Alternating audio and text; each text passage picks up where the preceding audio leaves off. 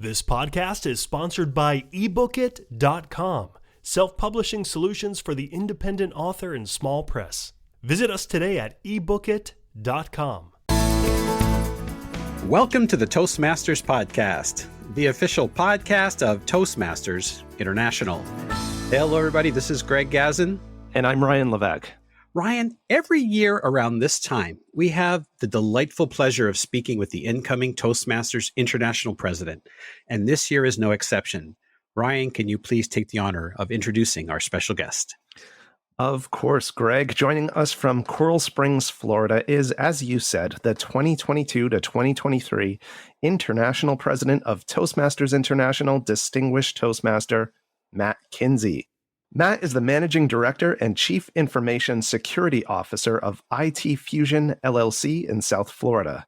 Matt holds a master's degree in computer information systems from the University of Phoenix, Arizona. As a Boy Scout volunteer for 25 years, he's held numerous positions within the organization, including Scoutmaster, District Chairman, Event Chairman, and the Council's Camping Chairman. A Toastmaster since 2003, Matt is a charter member of his home club, Outspoken Toastmasters in Coral Springs. International President Matt Kinsey, welcome to the Toastmasters Podcast. Thank you so much. Delighted to be here. When I was preparing for this interview, I did, of course, what everybody else has done. Go to the Toastmasters website and, of course, Google you. And what popped up was the headline, Outspoken Toastmaster Matt Kinsey named President-elect of Toastmasters International. I just had such a chuckle. And I was thinking, well, first of all, aren't all Toastmasters outspoken? And then I realized that Outspoken was the name of your club. So tell us a little bit about your club. And I guess it's a true family affair? Well, yes. So my wife and I started Outspoken Toastmasters in 2011. And it's been a fabulous run. When we were trying to come up with the club, a couple of things happened. One was we had several people go, well, we've got too many clubs in your city. We can't support another club in your city. We had a club that was sponsored by the city government at the time. We had a club that met in the mornings. We had two clubs that met in the evening, but there were no lunch clubs. So we intentionally decided to start a club that met over lunch. And then we thought about what would be needed for a club that meets over lunch. We decided to get a club that focused on business people. One of the big challenges is, what do you name a club? And we came up with the name Outspoken. And this was not just my wife and I, this was a group decision for two reasons. One is we encourage people to be outspoken, to speak up and have their voice heard. And the second one, which is a little more nuanced, is the point of Toastmasters is not to become a great speaker in Toastmasters. It's to get outside of speaking. So we wanted people who are out speaking in the community. So that's where the dual meaning of Outspoken Toastmasters Club comes from. That's pretty awesome. Now, going even a little bit further back, many of us were lured into Toastmasters with our favorite treats. In my case, it was copious quantities of caffeine. Now, in trying to get to know you just a little bit better, what carrot brought you into this fine organization? And what was it that first made you decide to embark on the journey that you're now on? I was working at Office Depot's corporate headquarters, which at the time was in Delray Beach, Florida. And somebody else in the IT department came up to me and invited me to visit this club called Toastmasters because they worked on public speaking. My first thought was, I was in high school speech and debate. I was in college speech and debate. I was a minister for 2 years. I'm okay on the platform. I don't need to worry about this. And then probably 3 or 4 months later, she came back up to me again with a flyer and said, hey, we're serving free food. Come check out Toastmasters. I said, that works. I'll go have lunch on them. And what's the worst that can happen? I went in and I'll be honest with you, the speaker did not really impress me that much, but the evaluation did. The evaluation was what turned it around because I knew I had two specific challenges I was working on in my career at that time. And one was the ability to receive positive feedback. I was very dismissive of it because of the environment I grew up in. Positive feedback was rare. And I'm not scarred by it. It's just, that's the household I grew up in. You know, you really had to do something extraordinary to get positive feedback. And because of that, I was also very unskilled in presenting positive feedback. I was really good at finding every flaw in your idea, in your performance, but I wasn't good at providing ongoing positive feedback. And I knew because of some incidents at work that those were both things I needed to work on. And that's why I ended up joining. Wow. Matt, in your interview with the Toastmaster magazine, which listeners can find in the September 2022 issue, something else that I found surprising is you called your election loss for international director back in 2014 one of the most important things that ever happened to you.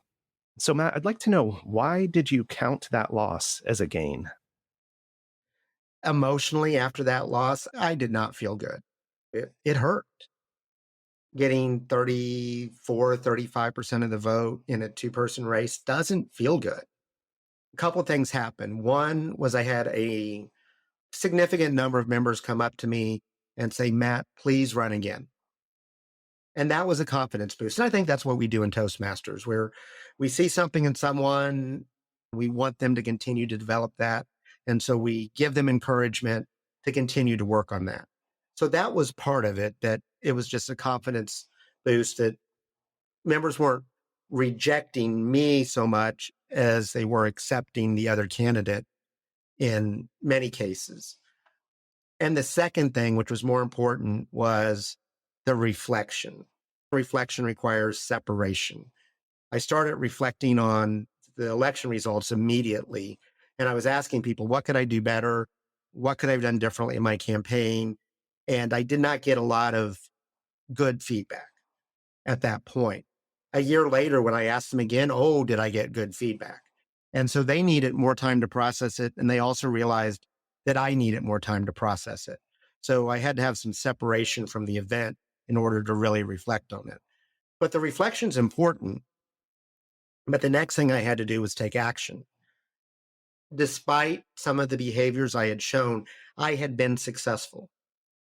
I had moved through multiple elections, contested elections at the district level. And all of a sudden, my opportunities to improve, the way I came across to people, the way I performed, got in my way. And I remembered something that one of my high school coaches used to tell me. And he used to say, Matt, for whatever it is that you're good at, it's going to be harder for you to be great at that because it comes too easy. And I had had things come easy, and all of a sudden now it wasn't easy.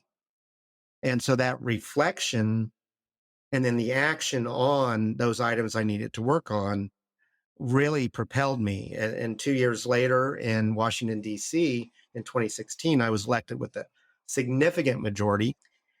But then what I found was that process I went through became a habit. And it wasn't just, oh, I had a loss, let me reflect on it. It was, I had a win, let me reflect on it. I'm not sure where we're going here, let me reflect on it. Did that conversation go the way I wanted it to? Let me reflect on it and take action as appropriate without getting bogged down in it, but seeing what I can learn from every interaction. And it became habitual.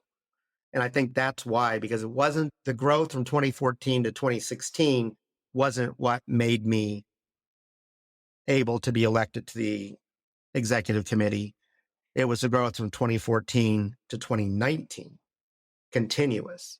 And that process has continued, and it continues to this day. And I anticipate it's just become a lifelong habit for me. Mm. Now, Matt, you mentioned in the article about your discovery of heart-led leadership versus head-led leadership. I'm wondering if this process that you went through between 2014 and 2016 had something to do with it. And if it did, maybe if you can explain what these concepts are and how you came across them. Because of the environment I grew up in, because of my success with intellectual pursuits, my default space when I was challenged was to get into my head and think of results and think of objectives and use logic to try to get myself out of a situation or try to convince somebody that my point of view is worth considering. In a conversation with a past international president who had had some interaction with me, I asked her for some advice, and she started talking, and she was talking about People need to get out of their head and into their heart. And I was taking notes and I kind of said, okay, And she goes, Matt, put the pencil down. Listen to me. You need to get out of your head and into your heart. And as I explored that, what I realized was, look, head is important. Okay. The ability to think through an issue and the ability to focus on results, that is critically important. The ability to lead by example is also important. But my experience, especially in Toastmasters, because we're a relationship organization, is you need to start with your heart. You need to start with the connections that you have with those on your team. Start with getting to know people and understand what motivates them, what drives them, what are they wanting to achieve, because we get results in Toastmasters through the efforts of people, and really any leadership opportunity. It's the efforts of people on the team who make things happen. And if I understand them and have a relationship, a healthy working business relationship with them, then I can support them more effectively in achieving the team's mission. So it's not that the team's mission doesn't matter.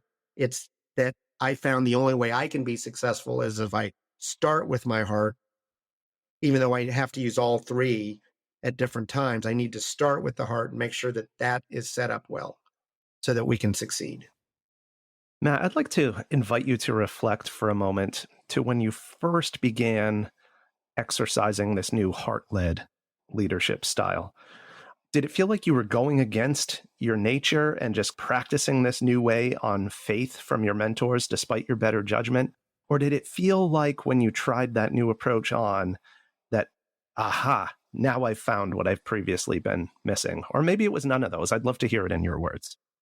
I think there's truth in both aspects. There were times certainly where it was very uncomfortable and I had to remind myself, okay, hold on. Let's talk to the person first and the objective second. And that was uncomfortable because I'm a very direct communicator generally, and I tend to get right to the point. And the point of the conversation was, how's this project going? What are the results? Is this new club going to start? What can we do to turn this club around? And I would have to remind myself, let's focus on the people first. But then over time, I realized it was just, it was becoming part of my DNA, so to speak. It was just becoming part of who I was and the way I approached things. I just became much more comfortable. Now, there are times where I still have to remind myself when I am under stress, when I'm under pressure, if I'm having a bad day, there are times where I still have to remind myself, step back, because my natural tendency is to drive towards results. I'm a get her done kind of guy.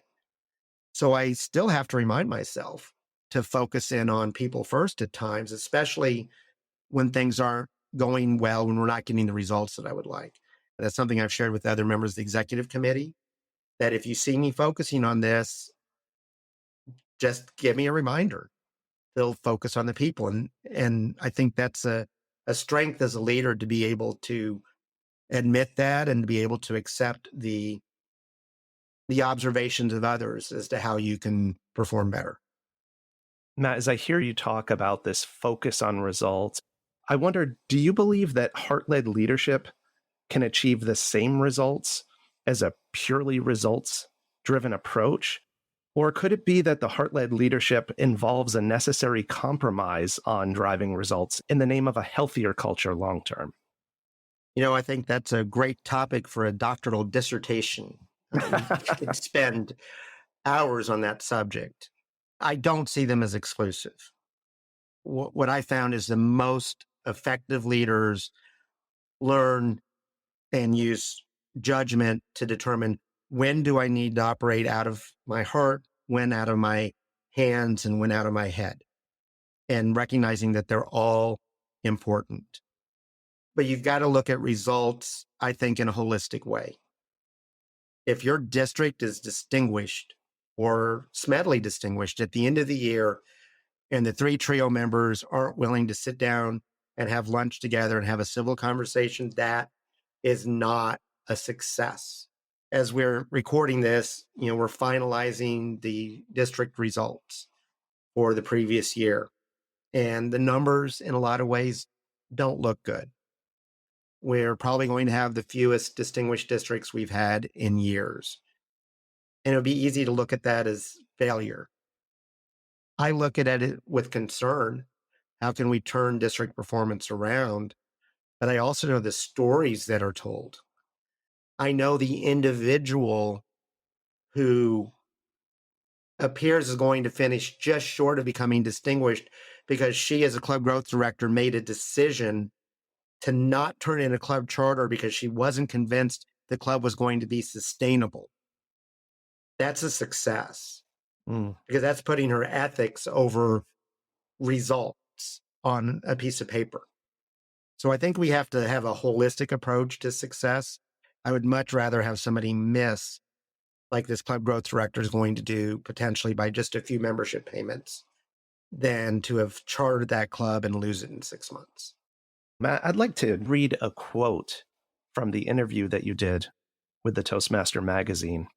You said, "We need inspiration right now. We need focus. There are so many distractions. We need courage, not just on my part as president, but courage on the part of the board and our region advisors and our district leaders." Now, I'd like to know, what were you pointing to with these words? What is there about this unique point in time for the organization that makes these particular qualities that I just quoted you on the ones that are necessary for this moment? Inspiration to me, if you look back at the Latin root, the best translation means to breathe life into. And that's a really powerful concept, I think. Why do I think we need inspiration? Because district leaders over the last few years, I've talked to so many who have lost hope that they could become successful by the district recognition program. And perhaps because of that, their effort went down. We need people to feel that they can be successful, that there are models out there, because with our performance over the last 3 years, the number of people who've experienced success is much lower than it's been historically. So we need people to believe that they can be successful. And that's part of my job as the international president. That's part of the job of the region advisors, is to inspire people that there is hope, that they can achieve the goals that they've set out. I think the second area that I'll talk about is courage. And what do I mean by courage? Well, courage is a concept that I think we need to look at, because our way forward is not our way back. Where we were in March of 2019, when the pandemic was declared 3 years ago, March 2020, is not where we're at today. We're never going back to 99% of our clubs meeting in person. This hybrid environment, this online environment, is here to stay. And we have to embrace that. And that's going to require courage to look at the way we've done things historically and to change them as appropriate, to embrace this new world that we're living in. And it's going to continue to change. So it's not going to be enough to say, well, that's the way we've always done it. Why can't we get back to in-person meetings like we've had?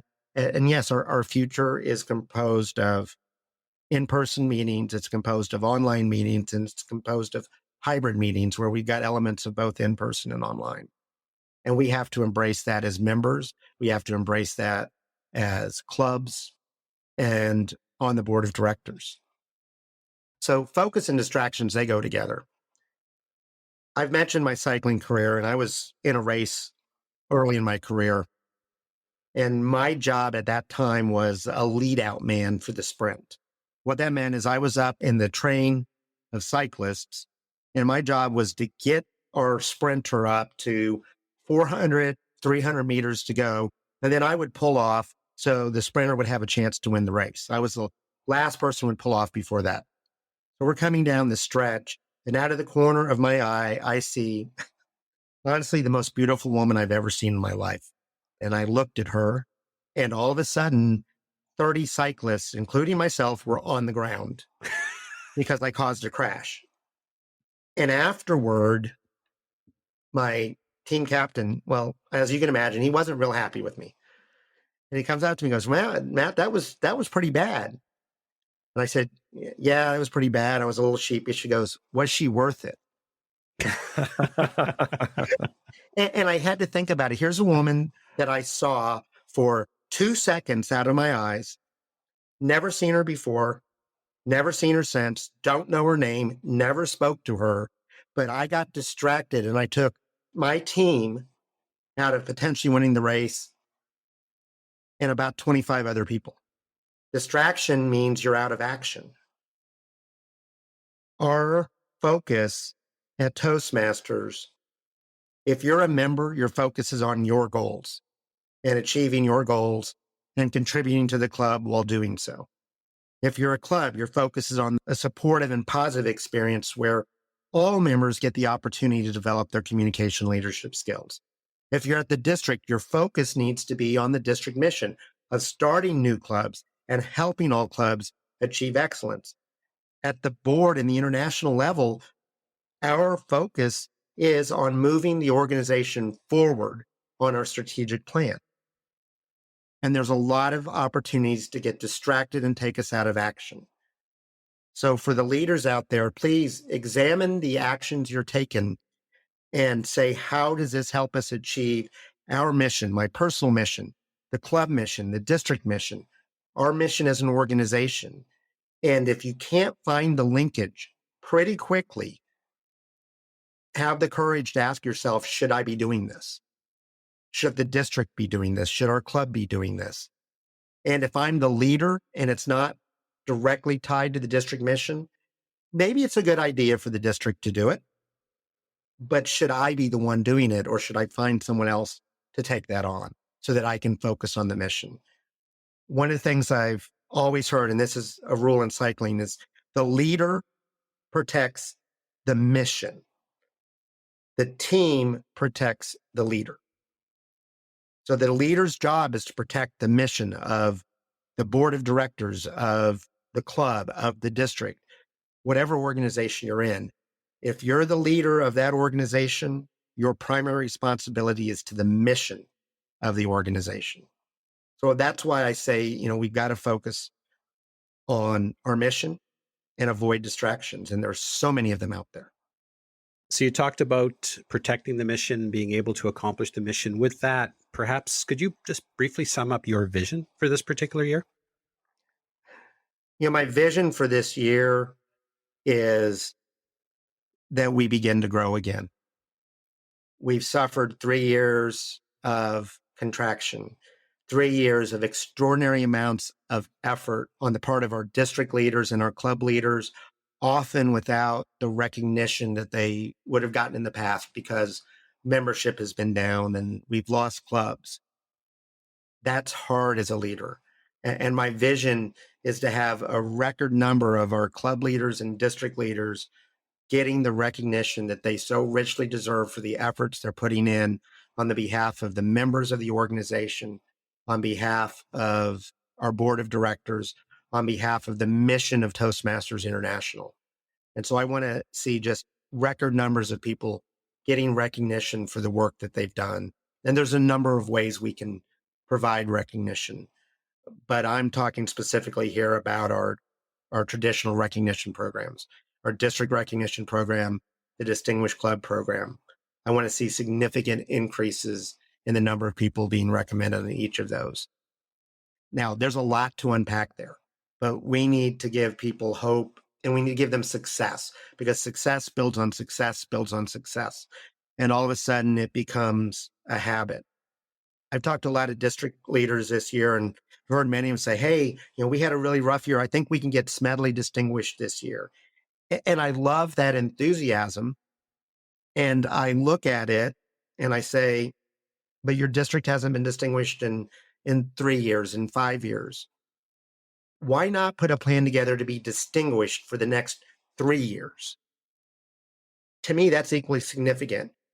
As an organizational leader, I would much rather see distinguished, and occasionally Smedley presidents, rather than nothing, nothing, nothing. Oh, Smedley distinguished. And then back here, there's no recognition.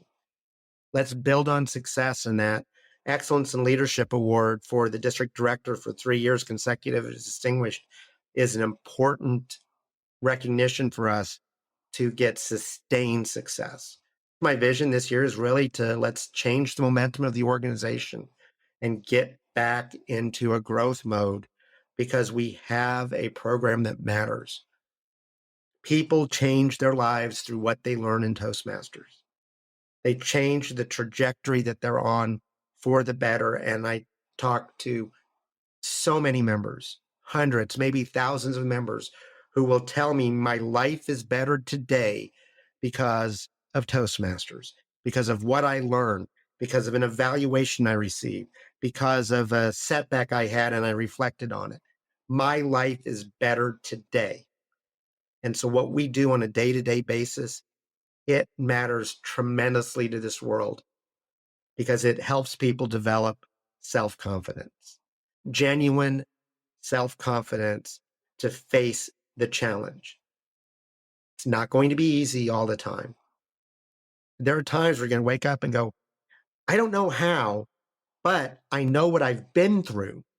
So I know that I can put the people together and together we can figure out how to overcome this challenge. And that only comes from genuine self-confidence. And that's probably more important for many of our members than learning communication skills, than learning leadership skills.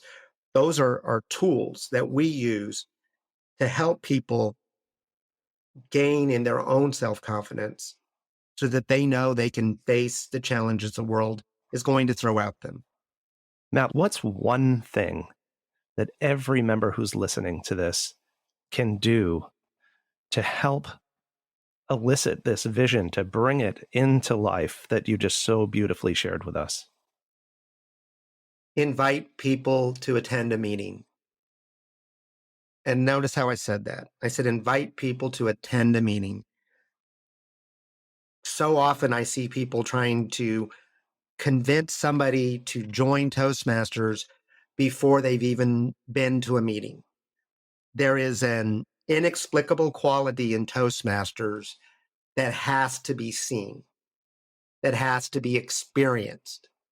When the meeting is run well, people see what Toastmasters can do for them, and then they can make a decision. When we try to convince them to join before they've even seen a meeting, all we're doing, in my experience, is giving them reasons to say no. The benefit is in how you feel, and that only comes from the experience of being in the meeting. So your job as a member is to get somebody to one meeting.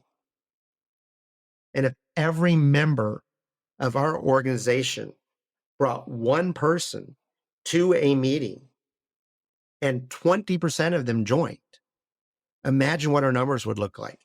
30%, 50%, even just a small percentage increase.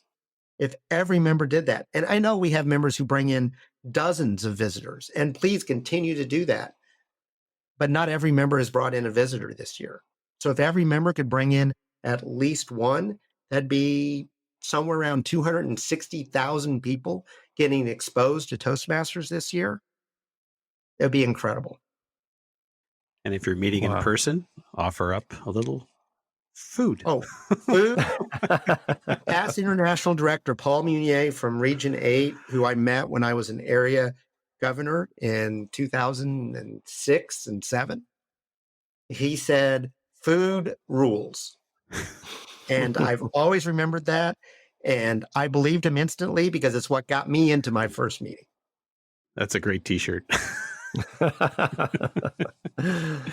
Well, speaking about food, I'm thinking about fun times. And on that note, Matt, I'd like to ask you, what are some of the ways you like to spend your time when you're not Chief Information Security Officer or not working within the Toastmasters community? Well, I enjoy my Boy Scouting experience leading my son's troop so much that I'm still involved, even though he's been out of the program for 14 years. Now, he's still involved as an adult leader.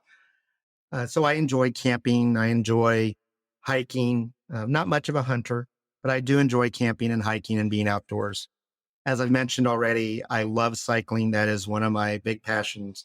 I just passed 250,000 miles or almost 400,000 kilometers on a bicycle over my lifetime. Wow. So that's something that's a huge one. I read a lot. I've usually got 3 books going on. And I also write poetry. So that's something I enjoy, kind of mythos type poetry.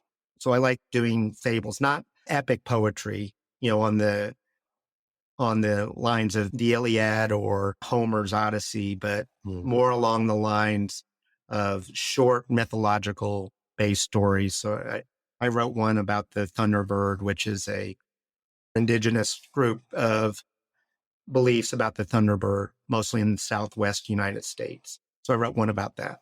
Wow, fascinating. Matt, first of all, thank you so much for sharing so generously with us from both your head and your heart today. And before we let you go, share with us one more thing, and that is if listeners would like to get in touch with you, what's the best way for them to do that? The best way to get in touch with me for a 1-year period, it is interpresident, I-N-T-E-R president at Toastmasters.org.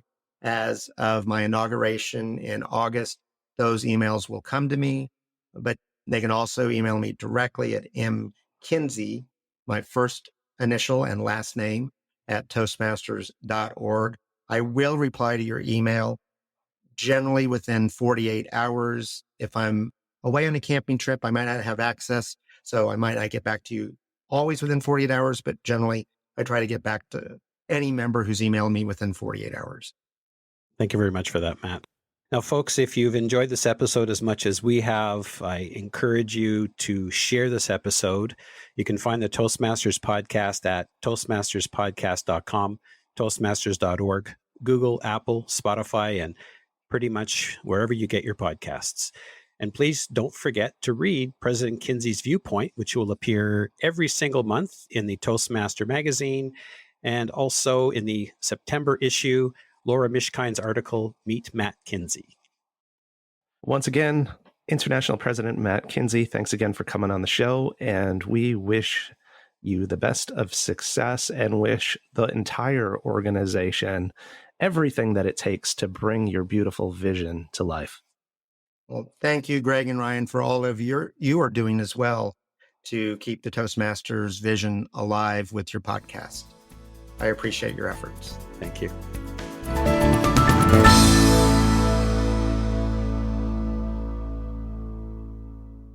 Isn't it about time you published that book you've been thinking about? We can help with that. At Äîbookit.com, we've been providing authors and small presses with ebook publishing services since 2010. Visit us today at Äîbookit.com and let us know how we can help you.